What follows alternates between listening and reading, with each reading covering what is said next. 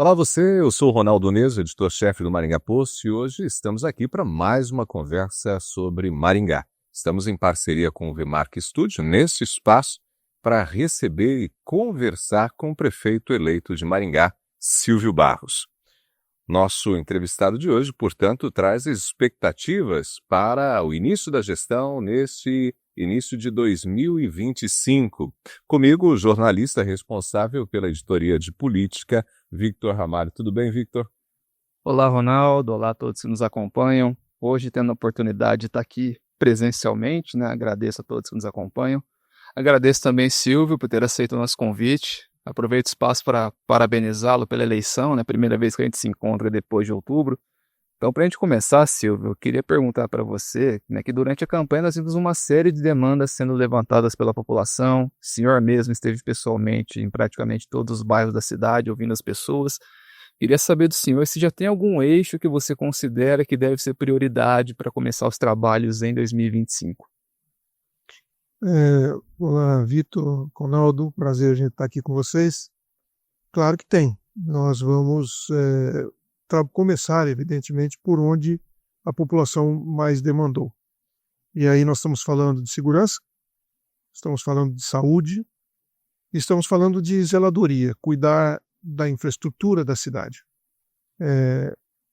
Cada uma dessas áreas vai demandar, obviamente, alguns esforços, alguns recursos, e nós estamos limitados ao orçamento que foi aprovado pela atual administração na Câmara. Então, não temos a mesma flexibilidade que a gente gostaria para poder dar essas prioridades. No entanto, a nossa equipe de transição já está bastante inteirada da situação e nós mapeamos coisas que devem e podem ser feitas nos primeiros dias de governo. Então, cada secretaria já apresentou o seu plano dos 100 dias, o que a gente vai poder entregar para a população em 100 dias. E dentro dessas áreas, algumas coisas são prioritárias. Na área de infraestrutura, por exemplo, a gente ainda vai ter um pedacinho do contrato de pavimentação para terminar o recap das ruas. Não vai atender tudo, mas nós vamos buscar recursos para dar continuidade nisso. Mas a gente vai fazer um esforço bem grande na questão da drenagem, porque nós sabemos que o mês de janeiro é um mês muito chuvoso, nós sabemos onde estão os pontos de alagamento e a gente pode começar a fazer alguma coisa de imediato para tentar minimizar os impactos negativos que isso produz na cidade. Então, a gente vai, na parte da zeladoria, nós vamos estar concentrados em prevenção para queda de árvores e drenagem, porque sabemos que é um mês de muita tempestade, de muita chuva, e a gente pode dar resposta mais rápido. Na área da saúde tem bastante iniciativas também que nós estamos desenvolvendo. Já o nosso secretário Nadi já esteve 2 vezes em Brasília no Ministério, está em Curitiba, mais uma vez cuidando de assuntos na Secretaria de Estado. Então a gente está andando bastante com algumas coisas na área da saúde. E na segurança também, temos conversado já com alguns deputados, e particularmente o Sargento Faul se colocou à disposição para uma emenda parlamentar para reequipamento da Guarda Municipal, o que é muito importante, e vamos começar imediatamente a contratação de mais pessoas e uma reorganização da Guarda, para que a gente possa, quem sabe, com uma escala um pouco diferente, aumentar a nossa presença na segurança pública de Maringá. Tem vários pontos aí listados, e aí eu quero aproveitar, já que você falou sobre esse processo de transição, como estão os trabalhos justamente com esta equipe de transição e a atual gestão? A atual gestão foi extremamente cooperativa. Eu não tenho nenhuma consideração a fazer, a não ser agradecer ao prefeito pela disposição de colocar a equipe dele a nosso serviço. Tivemos um problema pontual, especificamente em uma secretaria, que inclusive nos obrigou a fazer uma notificação oficial, mas porque o secretário, inclusive, desobedeceu o prefeito, o atual prefeito. Então, o prefeito que marcou a audiência e a visita na secretaria, e ele se recusou a receber a nossa equipe. Então, isso nos obrigou a fazer uma notificação oficial. Mas, fora esse caso, que foi um caso muito pontual, muito específico, a transição está fluindo muito bem, nós estamos tendo um bom entendimento. Na maioria das vezes há um consenso nas decisões, não em tudo, porque, é claro, a atual administração tem o direito de optar por algumas estratégias que eles entendem que são mais adequadas para eles do que para nós. E a gente entende isso perfeitamente, mas não nada que prejudique o andamento do trabalho. Muito pelo contrário, a transição tem fluído bastante bem, tudo que a gente tem solicitado ao prefeito ele tem atendido e está ótimo, vai dar tudo certo. Silvio, aproveitando que você citou no começo da conversa sobre a questão do orçamento do ano que vem, recentemente nós conversamos com o atual secretário de Fazenda, falando um pouquinho sobre o orçamento, ele mencionou sobre a dívida da cidade, que ultrapassou a casa de 1 bilhão nesse ano. Você assume um orçamento no primeiro ano que não foi a sua equipe que elaborou, pega um organograma que também não foi você que elaborou, vai ter que lidar com ele pelo menos no primeiro ano. Ele citou para a gente que a dívida está sob controle, mas que é preciso controlar despesas. Nesse cenário, como trabalhar para controlar despesas e ao mesmo tempo dar conta desses projetos que a população está ansiosa para ver saindo do papel? Bom, isso é um ônus que a gente precisa administrar. Nós temos aí alguns questionamentos em relação ao orçamento do ano que vem. No nosso entendimento, tem algumas receitas superestimadas e algumas despesas subestimadas. O que, obviamente, faz com que a conta, embora feche nos números, não feche na prática. E isso preocupa bastante. Mas, de qualquer forma, nós vamos trabalhar com o que a gente tem. E vamos tentar, na medida do possível, reduzir gastos para que a gente possa ter alguma margem de recursos para poder fazer o que a população espera. Por outro lado, nós tivemos um histórico de excelentes resultados em captação de recursos. E eu estive recentemente com o governador do estado, acompanhado de todos os nossos deputados estaduais, do presidente da ASIM, presidente do CODEM, presidente da Sociedade Rural, lideranças da cidade. Nós fomos um batalhão conversar com o governador, porque a cidade de Londrina, a cidade de Cascavel, Ponta Grossa, conseguiram recursos a fundo perdido do estado numa proporção muito superior a Maringá. Para ter uma ideia, Cascavel obteve mais de 100 milhões, Londrina passou de 60 milhões, Maringá ficou em 20 e poucos milhões de reais. Então, nós entendemos que o Maringá tem um crédito, e fomos conversar com o governador sobre isso, e ele entendeu perfeitamente. Ele disse, olha, recurso o estado tem, mas a cidade precisa pedir. Então, os projetos que a gente recebeu de Maringá, nós apoiamos. Então, se tivesse vindo mais projetos, provavelmente nós teríamos atendido mais. Então, nesse sentido, nós estamos com a nossa equipe absolutamente preparada e consciente de que a gente vai apresentar muito projeto. E eu falei isso para o governador. Nós vamos apresentar muito projeto. E foi isso que nós fizemos na gestão passada, e com isso a gente conseguiu ser a cidade que mais recebeu recurso federal do Brasil inteiro. Eu acredito nisso. Para bons projetos nunca vai faltar dinheiro. Então, o que a gente vai fazer agora, nesse primeiro momento, é elaborar projetos.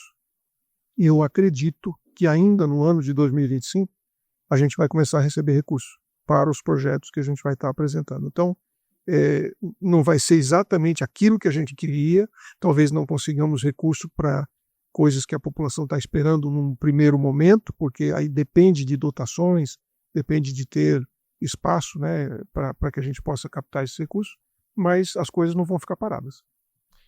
Na sua primeira gestão lá, em 2005, você pegou a prefeitura numa situação bastante complicada, e os 2 primeiros anos, especificamente, foram anos bastante difíceis para poder ajustar as finanças. Acredita que dessa vez, pelo menos, vai ter um pouco mais de fôlego para começar a apresentar resultados efetivos justamente em virtude das finanças? Eu acho que sim, Ronaldo. Eu estou muito confiante de que a gente vai mostrar serviço. A população vai perceber um novo estilo de gestão.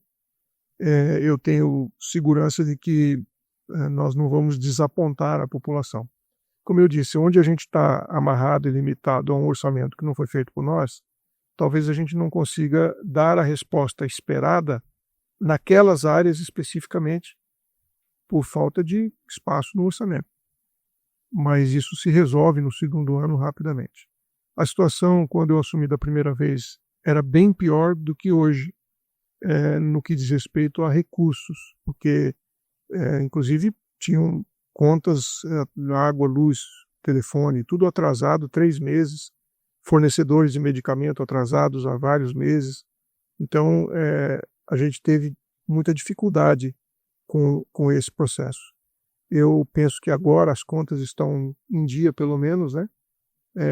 Não tem dinheiro sobrando, não tem muito recurso para investimento, para recurso livre, né, para investimento, mas pelo menos as coisas estão, acredito eu, que estão mais ou menos em ordem.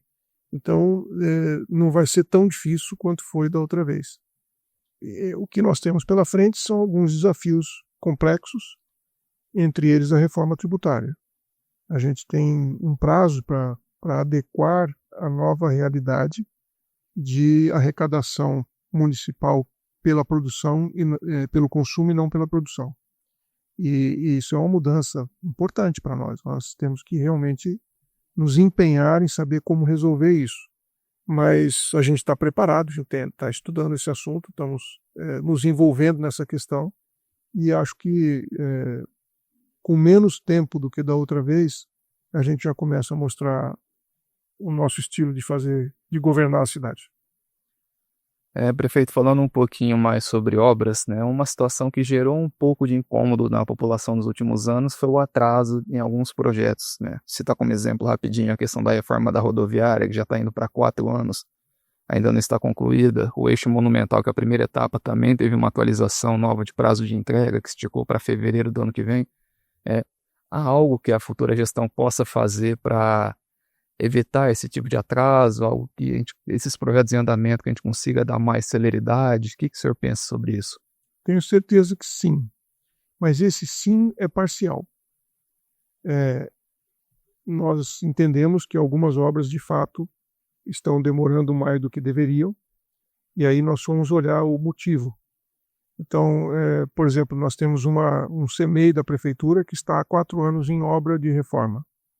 E com isso, as crianças foram colocadas num barracão adaptado, e isso é muito complexo. Com a criança, com bebês, com crianças pequenas, você colocar num ambiente adaptado é muito complexo. Aí a gente vai ver por que está demorando tanto. É culpa da Prefeitura? O que houve? A empresa quebrou no meio do caminho. E aí o processo é complexo de você encerrar uma coisa e começar de novo outra que estava pelo meio do caminho. Então, eu digo que é parcial, porque nem sempre a gente consegue resolver essas coisas. Às vezes dá e às vezes não dá. Então, você pega uma obra como, por exemplo, o eixo monumental. Toda a obra que está lá hoje dentro do tapume é a céu aberto. E quando chove, você tem que esperar secar para poder continuar trabalhando.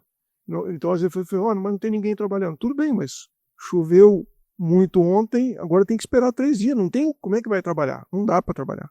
Então, isso não depende da Prefeitura. E eu não quero dizer assim, não, pode deixar que a gente vai tocar, porque nós vamos estar sujeitos aos mesmos tipos de problema. E a gente pode ou não conseguir resolver isso com mais velocidade. No caso de obras a céu aberto, como é o caso ali da Catedral, por exemplo, depende de São Pedro. A gente não tem o que fazer, e a empreiteira também não tem como. O que a gente vai cobrar da empreiteira? Então, eu digo que sim, nós podemos e vamos ter uma equipe focada em fazer com que tudo funcione, mas essa minha resposta é parcial, porque existem situações que estão fora do nosso controle. Uma situação pontual, né? Nós tivemos aí a PPP da iluminação no ano passado e serviços iniciados esse ano, né? Eu já começaram ali a implantação em vários bairros da cidade, mas a nossa reportagem levantou que a gente tem ali já um atraso no cronograma da concessionária com relação à troca de lâmpadas. Esse fato foi confirmado, inclusive, pela administração. Eu gostaria de saber como você pretende lidar com essa questão justamente na PPP e com esta empresa. E a gente tem observado também, e já foi pontuado aqui, inclusive por alguns vereadores eleitos, que estiveram aqui conosco, conversando conosco, que a população já tem procurado essas pessoas, porque nós temos alguns bairros da cidade com vários problemas, né, com lâmpadas queimadas, e me parece que cabe agora a essa empresa resolver o problema, mas dentro do cronograma a empresa ainda não chegou lá com a nova iluminação. É um belo de um impasse. Vamos lá. Existem dúvidas e questionamentos se Maringá deveria ou não ter feito uma PPP, considerando que os recursos da nossa taxa de iluminação eram superavitários, ou seja, sobrava dinheiro. E sobrando dinheiro, a gente não precisava necessariamente ter feito uma PPP. Eu não participei desse processo, mas não me interessa agora discutir para trás. O que interessa é a gente tocar daqui para frente. Então, o que a gente tem que levar em consideração, Ronaldo? Primeiro, quem ganhou a PPP é uma empresa multinacional. Uma empresa que tem compromissos de ESG, tem ações na bolsa. Não interessa para essa empresa ter um mau desempenho. Para a empresa nenhuma interessa, mas para quem está na bolsa, para quem tem o valor da empresa flutua de acordo com a percepção do mercado, eles não têm interesse de perder o contrato e muito menos de terem uma avaliação negativa. Então, eu diria que por parte da empresa há interesse de fazer um bom trabalho. Eles não estão conseguindo. E não estão conseguindo por algumas razões. Nós ainda não tivemos um contato direto com a empresa, mas dentro do processo de transição a gente está avaliando isso. O cronograma deles está parcialmente atrasado porque eles não conseguem contratar pessoas suficientes. E este não é um problema só dessa empresa. Durante a campanha eu tive contato com muitas empresas, inclusive a própria Cocamar, se queixando de que não consegue contratar mão de obra, não tem gente para trabalhar. E muitas empresas se queixaram disso. Então eu entendo que não se trata de uma desculpa, é um fato. Está difícil de contratar pessoas de uma determinada categoria aqui em Maringá. E o problema não é só de Maringá. Eu tenho ouvido isso em várias cidades onde a gente tem trabalhado, inclusive fora do Paraná também. Então, isso é uma das razões pelas quais o cronograma está atrasado. Uma outra razão é porque essa mesma empresa faz parte do grupo que atende a cidade de São Paulo, e nós vimos o que aconteceu em São Paulo. É a maior cidade do hemisfério, eles tiveram problemas extremamente graves, e foi necessário deslocar esforço para resolver o problema de São Paulo. Então, a gente também entende que existem fatores alheios ao interesse da empresa para fazer isso. Agora, a gente vai ser muito rigoroso, né? Se existe um contrato, nós temos que ter justificativas para que ele não esteja sendo cumprido, ou a gente começa a colecionar motivos para uma rescisão contratual. E nós faremos as duas coisas. Nós queremos a justificativa e o resultado. Em não havendo resultado ou em não tendo justificativas satisfatórias, a gente começa a consolidar argumentos para uma eventual rescisão contratual. E nós vamos tratar disso com muita seriedade. A maneira como o contrato foi elaborado, nós queremos saber se ela nos permite repriorizar algumas coisas. Definir que algumas áreas precisam de um atendimento prioritário. E são áreas onde a gente tem hoje mais problemas na área de segurança, mais dificuldades em alguns setores, e a gente quer que a empresa trate disso primeiro. Talvez alguns bairros fiquem com uma luz um pouco mais demorada para ser reativada, mas é porque em alguns lugares pessoas estão sendo vítimas de violência por falta de iluminação. Então, nós vamos tratar disso com a responsabilidade, com a técnica que o assunto exige. mas não dá para ser radical. Não dá para dizer, bom, a empresa não está atendendo, cancela o contrato. Não é bem assim que as coisas funcionam. E o cancelamento de um contrato que foi fechado na Bolsa de Valores não é simples. Então, ou a gente está muito bem fundamentado, ou nós vamos arrumar só uma complicação e um relacionamento mais difícil com o parceiro. PPP é uma parceria. O nome é Parceria Público-Privada. Então, nós não estamos falando de um concessionário que está prestando o serviço, nós estamos falando de um parceiro. A prefeitura optou por uma parceria. Então, parceiro, você tem que tratar como parceiro. Eles têm que entender que são nossos parceiros e nós temos que compreender também o lado do outro parceiro. A gente vai tratar disso com muito cuidado e muita responsabilidade, porque é uma área estratégica importante para a cidade. Bom, Silvio, falando um pouquinho então sobre o secretariado, né? O time de secretários está em formação, ainda não foram todos anunciados oficialmente. Nós temos no momento 2, digamos, super secretários, né? O Wagner Mussa acumulando a limpeza urbana, infraestrutura e defesa civil, Luiz Alves acumulando segurança pública e mobilidade. Isso é indicativo de que você pense uma reforma administrativa no futuro, pensa talvez em unir o trabalho de algumas pastas em uma só? Como que seria isso? Seguramente faremos uma reforma administrativa. Isso não temos dúvida a respeito disso. Mas primeiro a gente tem que ocupar o espaço e entender exatamente as razões, os motivos pelos quais secretarias foram divididas. A SASC, a Assistência Social, foi dividida em 3, a CEMUSP foi dividida em 2. Nós tivemos algumas situações como essa em que secretarias foram divididas. E a gente precisa entender por quê.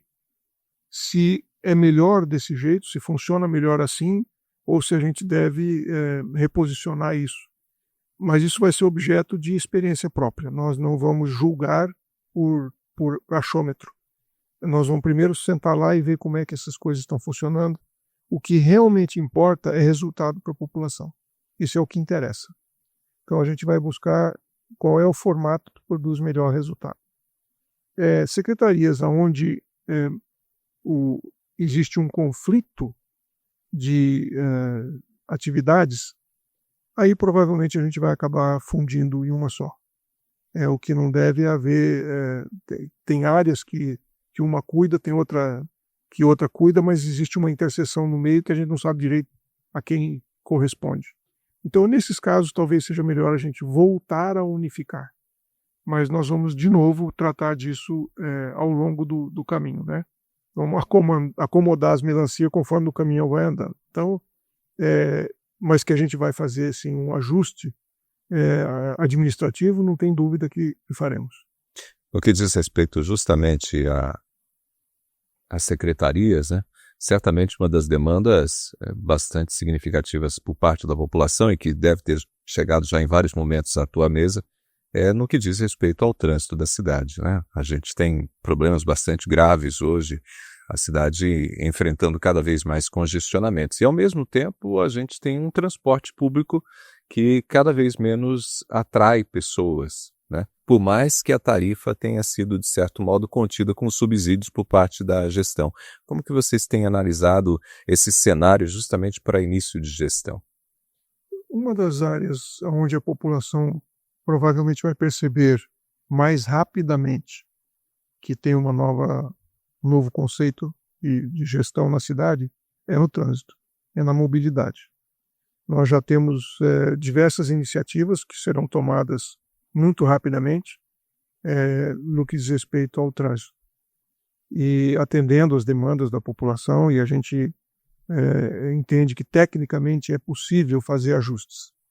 E vamos estar trabalhando nisso imediatamente.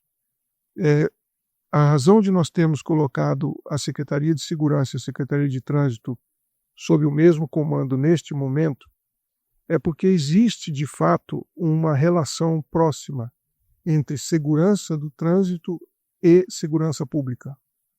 Existe um componente da Secretaria de Mobilidade Urbana que está relacionado à questão da segurança.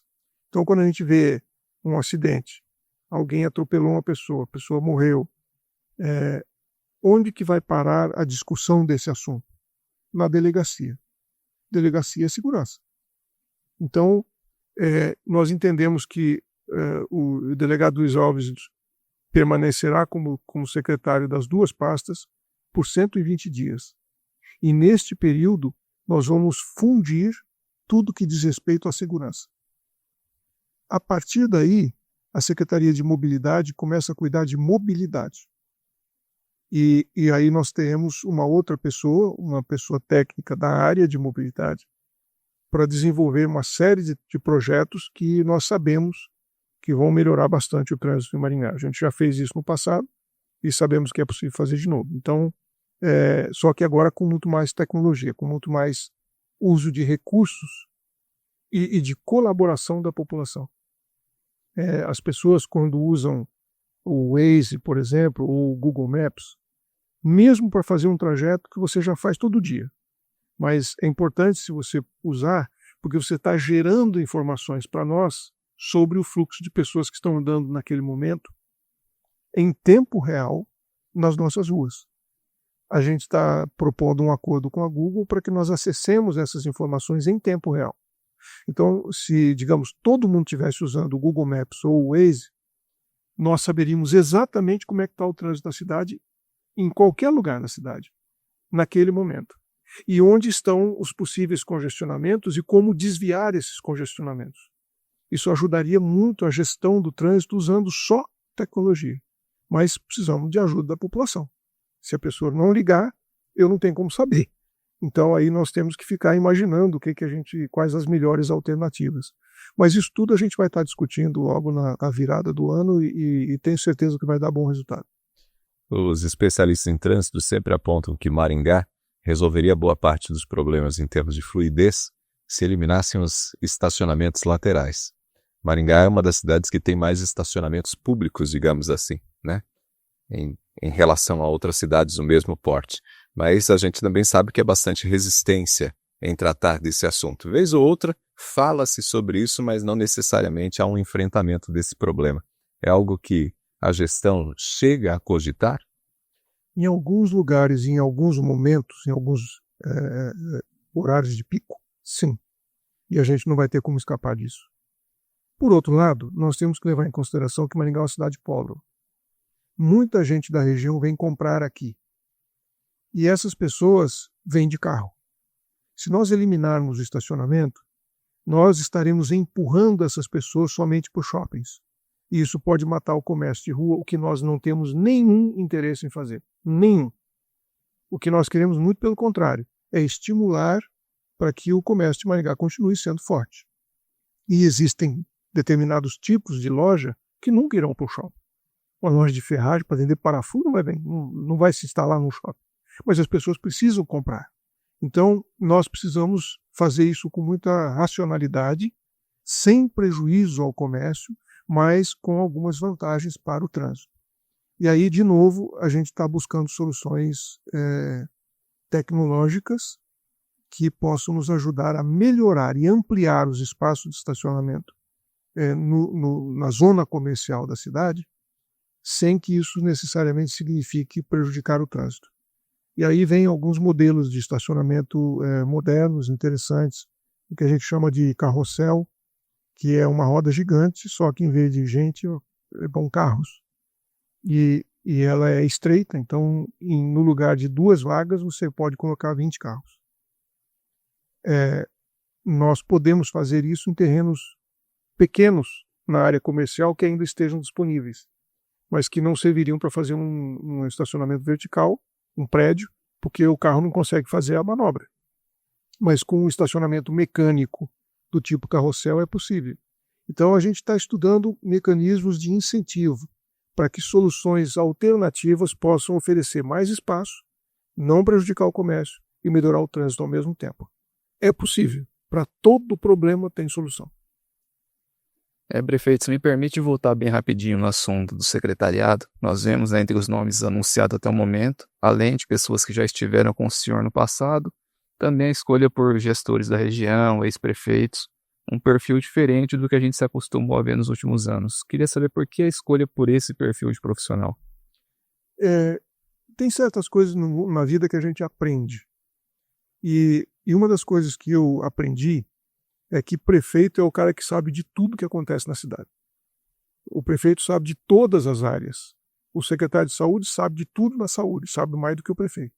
Mas o prefeito sabe muito de saúde, de educação, de praticamente todas as áreas. E a outra experiência que foi muito boa para mim foi ter convidado ex-prefeitos para serem meus secretários. Eu tive vários ex-prefeitos secretários. O Bovo, que foi ex-prefeito de São Jorge do Ivaí, foi secretário de Fazenda e foi excelente. O Zé Roberto Ruiz foi prefeito de Floresta por 2 vezes, foi um excelente secretário de administração. O Luiz Sorvos foi secretário de Nova Olímpia, me ajudou muito a captar recursos, porque embora ele fosse prefeito de uma cidade bem pequena, ele foi presidente da Associação de Municípios do Paraná e defendeu em nível nacional e defendeu no governo do estado interesse dos municípios. E quando eu trouxe o Sorvos para ser o meu secretário de relacionamento com o governo federal e com o governo estadual, eu ganhei muito. Então, essas experiências foram muito ricas para nós, foram muito válidas para o município. E se eu já fiz uma vez e deu certo, por que não fazer de novo? Então, em algumas áreas onde a gente percebe que o maior problema é gestão, aí eu preciso trazer um gestor. E prefeito é bom gestor. Quer dizer, pessoas que foram, por exemplo, o prefeito foi prefeito 4 vezes, nós temos que respeitar. Não é qualquer pessoa. Não importa se ele foi prefeito de uma cidade pequena. Aliás, é melhor que ele tenha sido prefeito de uma cidade pequena, porque aí ele sabe de tudo, de todas as áreas. Numa cidade grande como a nossa, a gente sabe muito, mas a complexidade, a dimensão dos problemas não me permite ter o mesmo nível de profundidade. Mas numa cidade menor, sim. E essas experiências é que eu quero trazer para dentro da nossa gestão. Durante a sua campanha, Silvio, você chegou a citar em alguns momentos o desejo de, nesse 3º mandato, formar novas lideranças. Como pretende colocar isso em prática? É possível, inclusive isso no secretariado, já vislumbrar essa formação de novas lideranças? Com certeza é possível, não é simples, mas é possível. E nós estamos, na hora de selecionar os secretários, nós estamos querendo saber, primeiro, se ele tem interesse de usar o capital, o patrimônio que ele terá em gestão pública, na vida pública para defender os interesses de Maringá. Então essa é uma pergunta recorrente. Todos os candidatos a secretário, eu faço a mesma pergunta. Em alguns casos a gente consegue conciliar uma pessoa com capacidade, competência, experiência e interesse de continuar na vida pública, em outros casos não. Mas sempre que possível a gente busca isso. E estamos colocando no secretariado pessoas que pretendem continuar na vida pública. Pessoas que vão, eventualmente, daqui um ano, se desligar para concorrer a uma eleição de deputado estadual, ou que daqui 4 anos vão disputar uma eleição municipal, seja para vereador, ou seja para prefeito, vice-prefeito. O que a gente quer é formar novas lideranças. Um dia a gente vai parar. E nós queremos que o conceito de gestão que a gente defende, a preocupação que nós temos com a cidade, ela esteja disponível para os eleitores poderem escolher no momento futuro. Então, a gente está fazendo exatamente isso na composição do secretariado. Bom, Silvio, partindo para o final da nossa conversa, né, falando mais um pouquinho sobre obras, a gente está na expectativa aí de, no começo de 2025, a gente ter o início das obras do contorno sul metropolitano. Queria ouvir de você, né, como você acha que essa obra pode agregar para a cidade, se a gente tem mais algum grande projeto engatilhado que você consegue adiantar para a população? Bem, a gente considera que essa obra agora é uma questão de cronograma. A obra começa e aí não tem mais o que fazer, é só esperar ela ficar pronta. O que a gente vai eventualmente negociar com a empresa é de alguns trechos receberem prioridade na condução da obra, porque a gente tem outras coisas que são relevantes e que dependem dessas conexões. Mas este pedaço do contorno metropolitano, nós entendemos como algo que já está resolvido. O que a gente vai se empenhar em fazer são várias obras de muita relevância, e que vão exigir da gente um esforço muito grande de buscar recursos, de fazer projetos. Algumas já têm projeto, a gente só precisa buscar o recurso, como é o caso, por exemplo, do viaduto que conecta quem vem de Paissandu direto com a Nildo Ribeiro.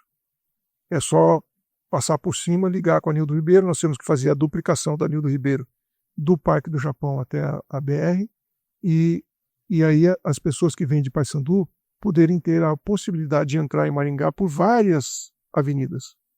Pode ser pela Moleirinho, pode ser pela Itororó, pode ser pela Serra Azul, aí são várias opções, o que descongestiona bastante tanto a Avenida Brasil quanto o contorno sul.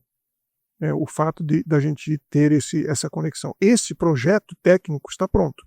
Ele já foi feito pela Viapar na época que a Viapar estava aqui.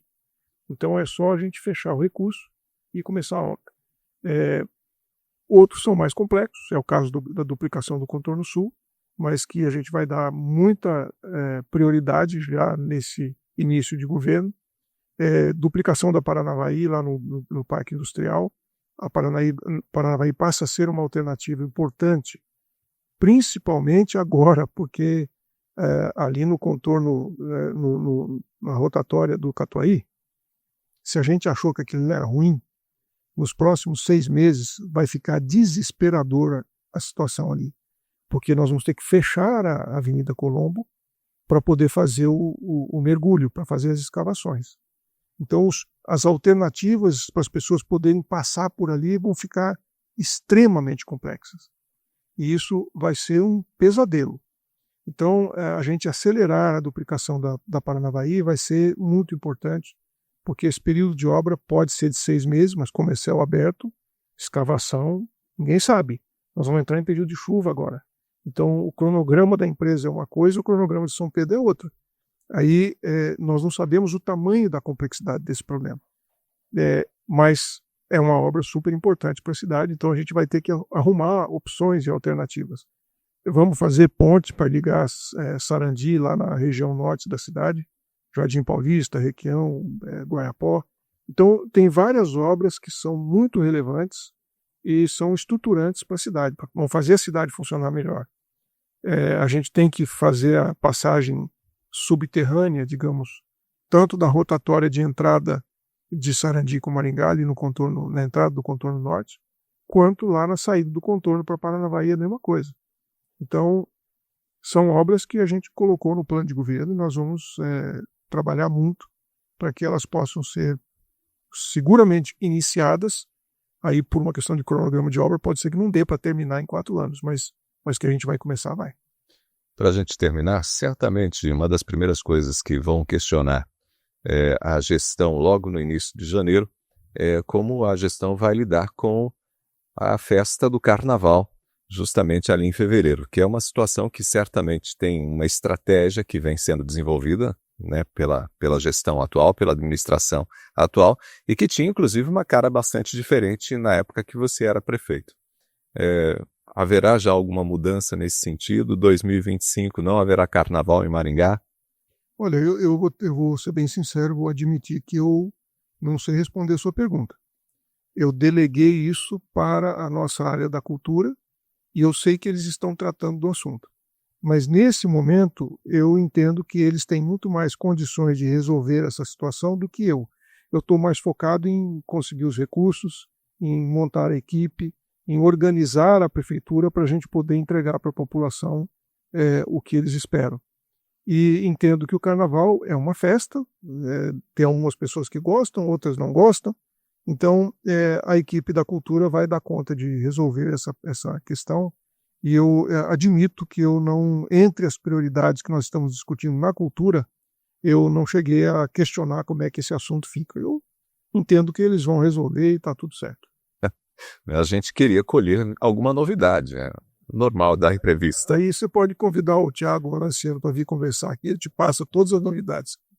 Eita. Bom, prefeito, para encerrar então nossa conversa, eu queria saber como está a expectativa, de uma forma geral, para a posse ali a partir de 1º de janeiro. Se já tem algo que você pensa, quando eu tomar posse como prefeito, a primeira coisa que eu vou fazer será isso. Já tem algo planejado, algo em mente? A primeira coisa que eu vou fazer no mesmo dia da posse, na mesma sessão, é dar posse para os secretários para eles começarem a trabalhar no dia seguinte. A gente tem discutido bastante um cronograma de respostas rápidas e vamos trabalhar com muito foco nisso. Coisas que a gente precisa fazer e que podem ser feitas rapidamente, que podem ser entregues nos primeiros meses de governo.